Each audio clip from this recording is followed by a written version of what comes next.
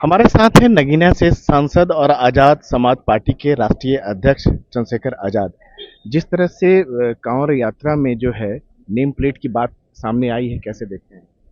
हमने पार्लियामेंट में भी 0 आवर में उसको उठाया है और उससे अलग भी जो है सड़क पे भी एडमिनिस्ट्रेशन को भी सरकार को भी सभी को लिखा है। हमें इस बात की शंका पहले से थी। मेरा ये मानना है भाजपा पहले प्रयोग करती है फिर उसका उपयोग करती है। एक प्रयोग करके देखा गया है और उसका उपयोग जो है भारतीय जनता पार्टी के हित में हो इसलिए इस पर ज़्यादा चर्चा हो रही है। मेरा ये मानना है कांवड़ यात्रा आज से नहीं चल रही है और जब भाजपा सत्ता में नहीं थी तब भी कांवड़ यात्रा चल रही थी। उस कांवड़ यात्रा की एक एक व्रत स्वरूप था, सभी धर्मों के लोग उससे जुड़ते थे, उसका सम्मान करते थे, सेवा भाव करते थे। अब उसको संकुचित कर दिया गया है। और कल एक घटना हुई, अगर आपको याद हो, लक्ष्मी करके कुछ एक ढाबा है जिसमें मारपीट हुई है, तोड़फोड़ हुई है, गाड़ी तोड़ दी गई है, लोगों को मारा गया। बाद में पुलिस ने एक्सेप्ट किया है कि जो आरोप लगाए गए थे खंडित की गई है कावड़, वो भी नहीं हुआ। और जो मिस हैपनिंग के जो है लगाए गए थे आरोप, वो भी नहीं हुआ। तो फिर अगर इस तरह से किसी की जान चली जाएगी या किसी का नुकसान होगा, इसकी जिम्मेदारी कौन लेगा? लेकिन जो इन लोगों ने उस गाड़ी पे खड़े होकर उत्पात मचाया उन पर कार्रवाई होगी या खुली छूट दे दी गई है? लेकिन बीजेपी के लोग कह रहे हैं कि हर जगह जो है दुकान का नाम लिखा रहता है, प्रोप्राइटर का नाम लिखा रहता है, तो यहाँ क्या आपत्ति है, क्या दिक्कत है किसी को? नहीं, दिक्कत किसी को नहीं है, दिक्कत भाजपा को ही तो है, और किसी दिक्कत है? आप ये बताओ, मैं ये कह रहा हूं कि नया कुछ अगर परंपरा आप शुरू कर रहे हैं उसका पीछे कोई कारण तो दोगे ना।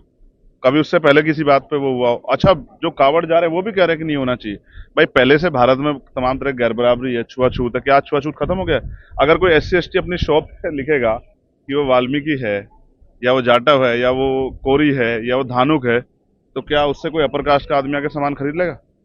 जब यहाँ इतना छुआछूत है, आज भी भेदभाव है, शादियां नहीं होती है, साथ बैठते नहीं है, गांव में मंदिर अलग हैं और गुरु घर अलग हैं और तमाम तरह की चीजें हैं, शादियां नहीं होती, तो और क्या चाहते हैं और कितना बांटना चाहते हैं? भाई, इस बंटवारे के हम लोग खिलाफ हैं और संविधान की इजाजत नहीं देता। इसलिए हम लोग कह रहे हैं कि डिस्क्रिमिनेशन किसी भी सूरत में हम लोग स्वीकार नहीं करेंगे। इसके पीछे हमारे कुछ साथी सुप्रीम कोर्ट भी गए हैं, कुछ हाई कोर्ट भी गए, और मेरा ये विश्वास है कि सरकार जो है इस विरोध के आगे बैकफुट पे आएगी, ऐसा मेरा विश्वास है। इसके पीछे क्या मंशा आपको लगती है कि जिस तरह से नेम प्लेट की बात जो रखी गई है, पहले कभी नहीं था? कोई जाति बताया, धर्म जो भी है, इस तरह क्या मंशा लगती क्यों है? पूछना चाहते हो?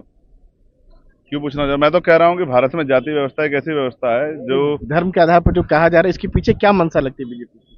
आदमी के पैदा होने, बाबा साहब अम्बेडकर ने कहा कि भारत में जाति व्यवस्था एक ऐसी सीढ़ी है जो जिस जाति पैदा होगा उसी में मरेगा। इसमें बदलाव नहीं कर सकते। कोई कितना पढ़ ले, कोई दलित कितना पढ़ ले, ब्राह्मण नहीं हो सकता है, क्षत्रिय नहीं हो सकता है। कोई ब्राह्मण बिल्कुल ना पढ़े, वो दलित नहीं हो सकता है।